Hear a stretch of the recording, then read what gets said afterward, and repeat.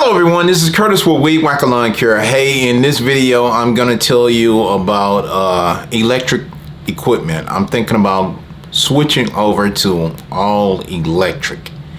And not all fully, but I have been working on this for some time now of switching over some of my tools that I use while I'm out doing lawns. My first purchase was a chainsaw, a battery chainsaw. I was doing some little small jobs and I said, well, why not invest in getting a electric chainsaw versus a gas. I do have a gas chainsaw, but I decided why not use a battery. And I was surprised when I got the battery chainsaw. It has a lot of torque and it will cut real good. I mean, do a real great job, and it's not that heavy and all. And I was like, this is more efficient for me versus having to use the bigger chainsaw that's gas. I mean, it's hot and it's got the little, little muffler on there and all of that. The smaller chainsaw would do the same thing as that bigger chainsaw was going to do for me, and it was lighter. So I felt like, hey, this is pretty good. So then the second tool that I purchased was some hedge trimmers. I said, well, I'm buying this gas mix and a fuel to operate this thing, so let's try some battery hedge trimmers. And so I bought some battery hedge trimmers and I started trimming up some hedges. And I said, well, hey, this is great. This is saving me money. I'm not having to buy the gas and the mix to operate the components. All I have to do is charge the battery. Now I do have on the chainsaw. Now I do have to buy the oil, the oil, the chain and all. So that's one oil that I still have to purchase, but I don't have to add the gas and the mix to operate the chainsaw. So that's a savior there. And I was in the process of buying another battery. I said, well, why not have another battery just in case that one go down? Then I have another one. I have two batteries to operate. So, but meanwhile, now I have, I have three accessories. Got the chainsaw, I got the hedge trimmers, and now I have the weed eater. Well, and it has the accessories where you can change it out and put another device on there. So all you got to do is just buy the other one and connect it in there. It's kind of like the commie system. That's basically what it is. You can use different accessories onto that one unit. And I was like, I said, this is good. This is good. So, and with the battery. So I was using that in a video, and I noticed some comments, and people were saying, have I switched over to all electric? Well, no, I haven't switched over. I'm still using a lot of my gas equipment, the blower, the backpack blowers, and the mowers, and the trimmers.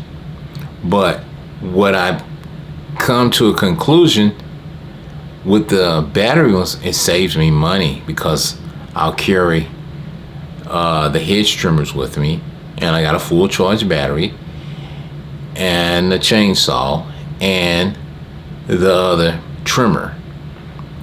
And some jobs that I go on, if it's a small yard, I will just use that battery one to edge it up and trim it. And one battery, I can, depending on how you use it. Now, if you throttling all the way, then you're gonna use all your charge up on the battery. But if you half throttle it and just use it in a lightly manner, you can get through on X amount of yards with that one battery, and it'll have X amount of bars.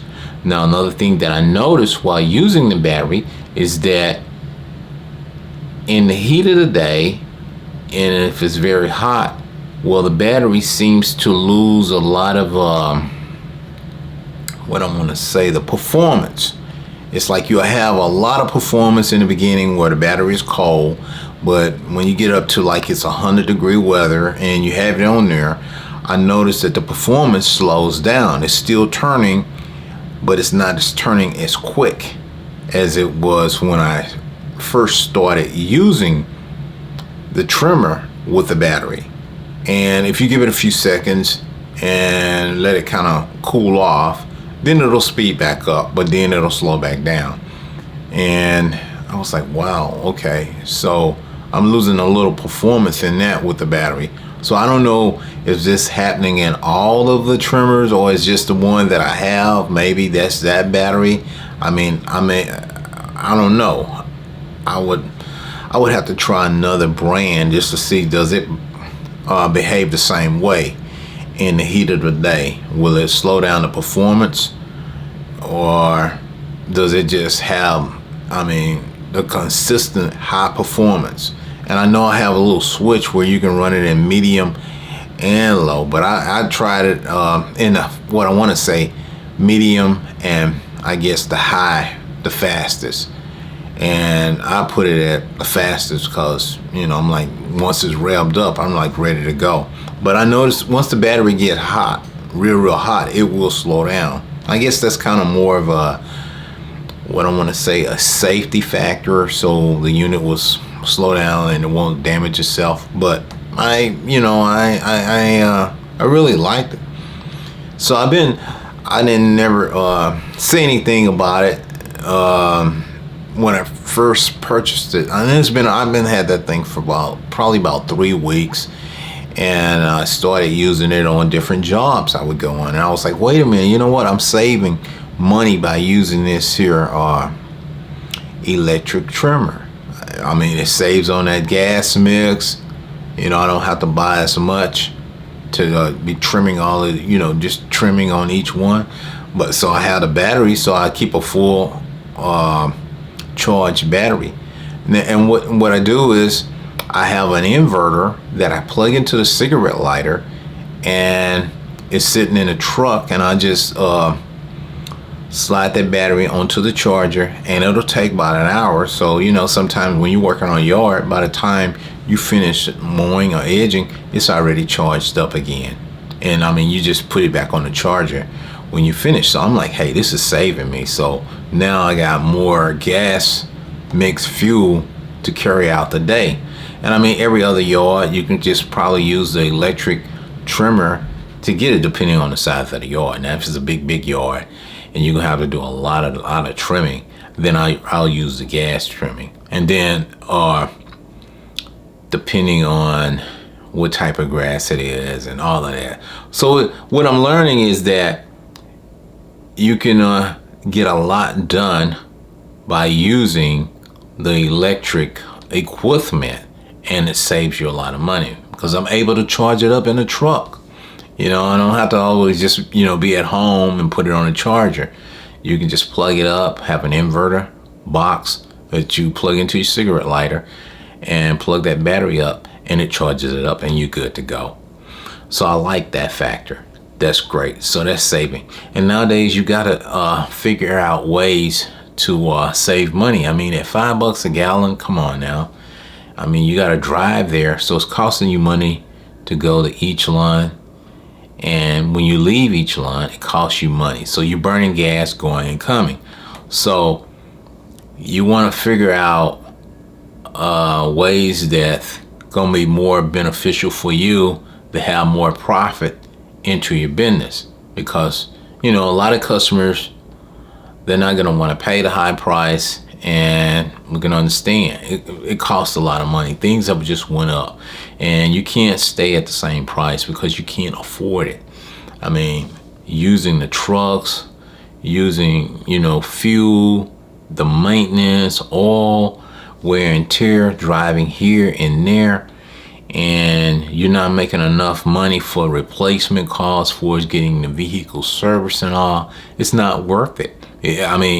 When you add it up, it's taking you more money to operate and you're not having more income coming in. So it's gonna be a question to yourself, what am I doing? What am I doing? You got to keep asking yourself, what am I doing? Where is the profitability in this? There's none. You keep driving, those tires are gonna wear out on your old truck. It's gonna need maintenance, oil changes. It's gonna need something is gonna go out. That's just the way it is. Mechanical incline, that stuff wears out. And so when the prices go up, you have to go up to compensate your well-being of being out there to provide a service for someone. I mean, what it is, you are a convenience. A lot of people don't want to be out in that hot heat. It's hot out there. You're sweating. They're in the air conditioning drinking a cold one. I see them because they come out sometime and offer me a cold one. I'm like, I don't drink. No, thank you. They say, oh, we can take it with you and drink it later. No, I don't want it. I don't want any drink because that dehydrates you. That's not healthy for you. You can't keep moving. You feel sluggish and, oh man, liquor in you, that's going to dehydrate you. No, I don't want any liquor. I'm not drinking that stuff. I'm trying to stay healthy. No drinking, no smoking, none of that. I'm like, what goes into this body as well. I drink a lot of water, and I probably shouldn't be drinking those soft drinks, but I do. Sometimes, it's got the caffeine in it. It's just something to kind of change it up. You need a different little flavor, but people are like, oh man, this is great.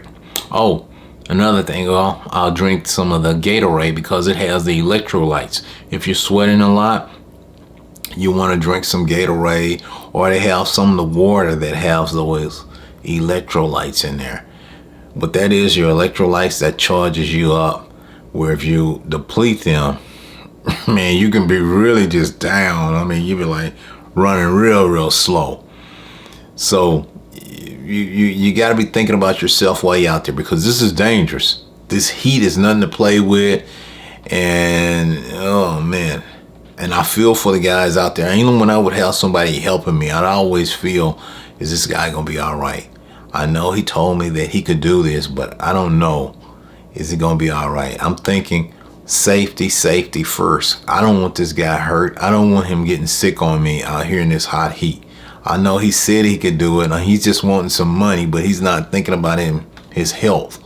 What is a few dollars in? You get a few dollars for doing this, and then you land up sick. It's no good. I'd rather not have any money and be healthy and well, than to be laying up and sick because I done damaged myself by going in this hot heat. No, don't do that. Don't do it. And if you're out here doing it and you get too hot, take a break, get you some rest. And if you feel that you just can't finish out the day because it's so hot, you can't bear that heat, leave it alone and wait till another day. Just explain to the customer, hey, it's hot out here. I wanted to take care of your lawn, but it's just so hot out here today. If you like, can I come back tomorrow when it's a little bit cooler early in the morning? Or if they're not understanding, then, oh well, that just ain't the one. I'm like, hey, I don't feel it. I'm getting out of this. But safety comes first, y'all. Safety. And I mean, that I always tell anyone, if you don't feel like doing this, do not do it. Because you can get yourself in cramps and freeze up and everything. Your body all lock up on you. And you're like, ugh. Matter of fact, I have a guy that wanted to get into lawn care, and he came to me and asked me a lot of questions and all, and I answered the questions. I told him what he needed to do, and I said, well, listen, grow slow, gradually. Don't try to get a lot of lawns all at once, because you may not be able to do all those lawns, and you could get sick trying to do a lot of lawns. Grow slow and be comfortable with what you're doing. And if you feel that, hey, I'm comfortable with this and I can handle a little bit more, then you add them on. But I say, what can happen is you have a lot of lawns and it rain 1 day, 2 days, 3 days. Everybody start calling you and saying, well, why you didn't mow my lawn? Well, it rained. They done forgot about it was raining. They done forgot about it was storming. They forgot about it was a big flood. All they know is when they look out the door, my yard has not been cut. What's wrong with this guy? Don't he know this grass is growing over here? I told him to come every week. He's not here. Where is he? Well, it's done rain. They done forgot about it. I'm just telling y'all from experience. I go through this. And I used to get afraid when it rained because they would get mad. And I'm like, hey, it's been raining. You said that you wanted your yard mowed every other week. So the week that I was coming, it was rained all week. And so then it rolled over into the next week. So next week, it rained all the week again. And so now they're telling me they haven't seen me in a month. And I'm like, well, right, you haven't seen me in a month. It's been raining all month. But now the grass is high and they're mad and they're calling somebody else to come and do the lawn. And I'm like, I can't win. You know, I'm going to get it because it rained. I'm going to get it because it's hot and the grass is not growing and you're getting brown spots. And I mean, you got lawns that haven't even been mowed and they get brown spots in it. Have no mowed, even touched this yard, and they get brown spots. But let me go and mow it, and I'm gonna get blamed for everything. The flowers are drying up. What did you do to my lawn? I didn't do anything to your lawn. It's just hey, it's hot out here, don't you know? It's 100 and something degrees. You get out here and let them sun rays bake you for a while, and then ask yourself what had happened to me. Well, I was out in that hot heat, and I got too hot, and I passed out. That's what happened.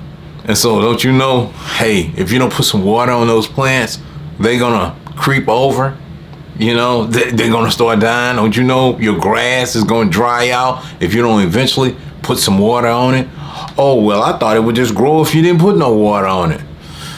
Well, I mean, it's rather hot, so I think you may have to put a little water on there before it dries out. You know, but if it dries all out and then they want you to come mow it, then it's like, oh, you burnt my turf. Look at it. You mowed it and it's just falling all apart. I mean, it hasn't had any rain. You haven't done anything to it. I mean, but they're going to blame the lawn person that's coming to take care of the lawn. I hear y'all. I've experienced this over and over, year after year. Something would happen, it floods, and you'll get some kind of contamination oil, and when the water starts to recede, it will leave these big old oil stains in the yard, and a portion of it would just die and turn brown. And then it's like, oh, well, you know, I didn't have this before until you start. Sir, it's been flooding. Whatever residue, whatever, you know, was in the water has receded, and it stayed right there in your lawn when the water went down. Whatever chemicals or whatever it is, I mean, you got manholes, you got sewage, all of that stuff is coming up out of the ground, and when that water comes back down, it's gonna stay somewhere. I mean, just think about it. The sewage with all of the urine and all kinds of other stuff that's down in those manholes that's floating up out of those things into the soil because it has been flooding and all. And you know, I see all of this stuff, and then sometimes I'll be looking, y'all, and I'm out here and I'm like, why are these people out here swimming into this contaminated water?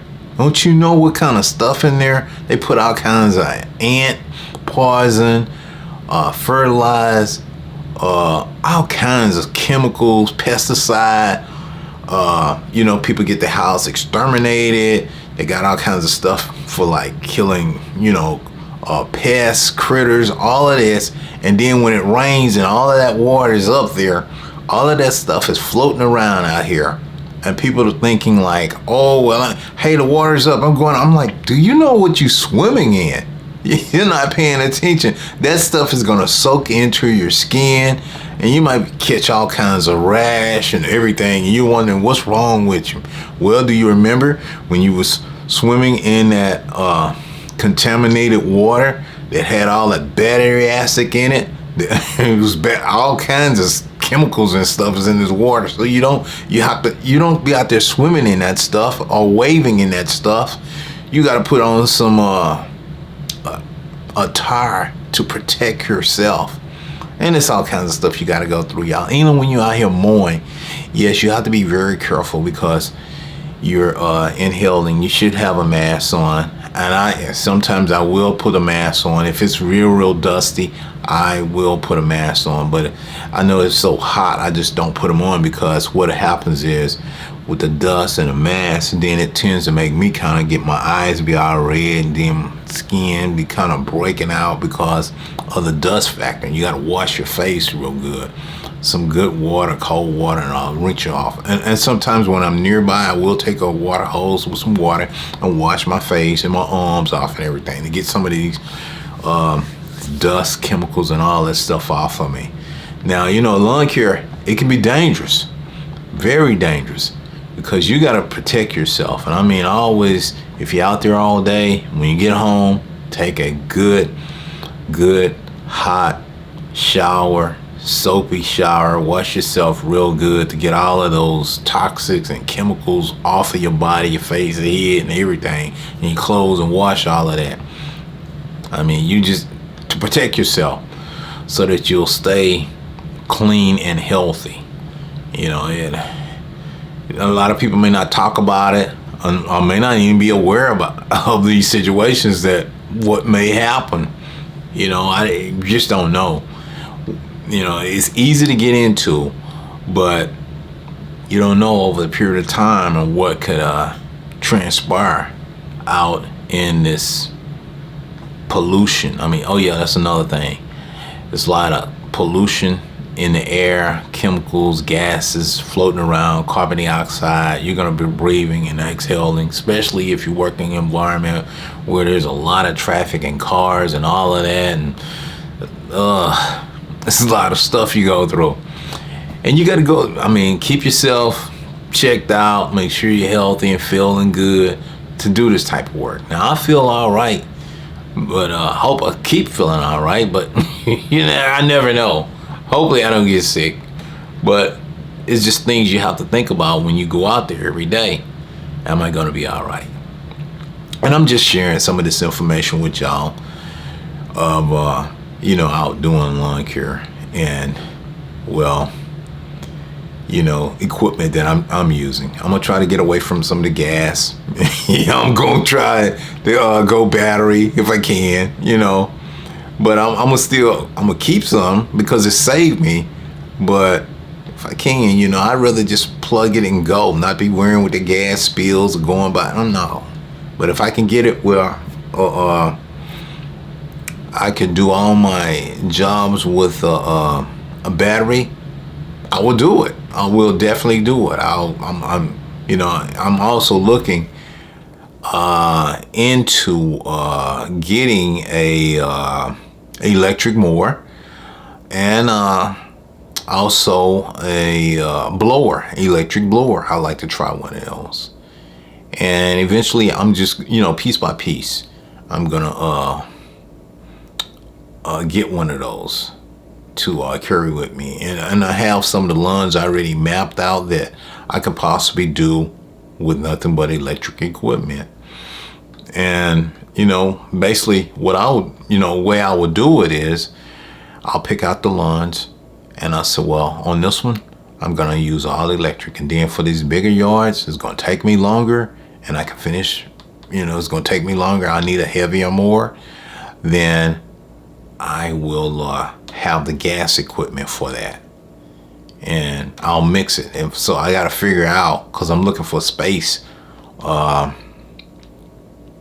the truck, not to have to have so many pieces of equipment to do a job, where I can narrow it down. So basically, I noticed in the comments someone was asking, was I'm downsizing? Well, I'm looking to downsize. I'm looking for a way that I can be more efficient in doing a job, and not to have a lot of equipment to carry with me.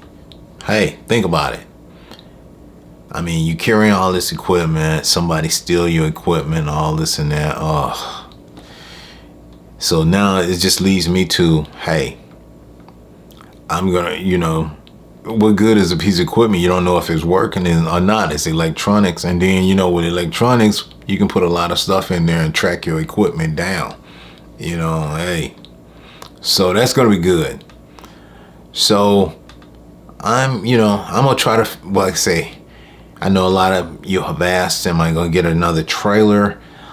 I would love to have a trailer, but at this time, I just don't want to go back through that ever again. That was an awful experience of showing up and your trailer is gone. And, you're like, you have all these jobs scheduled to do, and you can't do any of them because, well, your trailer is gone. You can't get the equipment that you need to have to do the job. And now, that's having my bigger mowers where I could just go and do the job, and not having my trailer, I can't haul them. So I was like, that was a very inconvenient for me, and worrying about what am I going to do, what I'm going to tell them, and all this. So it's just what I want, just alleviate headaches. That's basically what I've been doing, alleviating headaches, because I don't want to go through that anymore. And I say, one at a time, I'm working on it and I'm figuring it out, and I'm making it where that, hey, some yards I'm going to do and some of them I'm not going to do. And I'm narrowing my distance down. If it's too far, nah, you're going to burn up more than you're going to make driving way across town and back across town. It's not working in your favor. At $5, even you can have like a $50 yard. And if it's way across town, just think about it. At $5 a gallon, depending on your range of how much fuel is going to take you to get there. Well, we're just going to throw out a number. Just say out of $50, you may be able to profit maybe, $20 out of the 50, maybe. We don't know, because you got to deal with traffic, gas, distance travel, and your mileage. There's a lot of things you have to add up, and a lot of things you have to consider, and your time. You got to value your time, because you're out here, and this is time that you can't get back. This is time is just past, and you can't get your time back. And so you got to be very cautious about how you use your time in a timely manner, so that you don't waste your time. Yep. But anyway, guys, I was just dropping some information on with y'all, or what I'm passing it on to y'all, of what I've been thinking about, and going electric with some of this new equipment there. But I'm gonna get out of here for now, and I gotta get ready so that I can get prepared for my week. And I hope all of y'all have a good week there. Take care, and I will have another video out soon. Thank y'all. Bye-bye.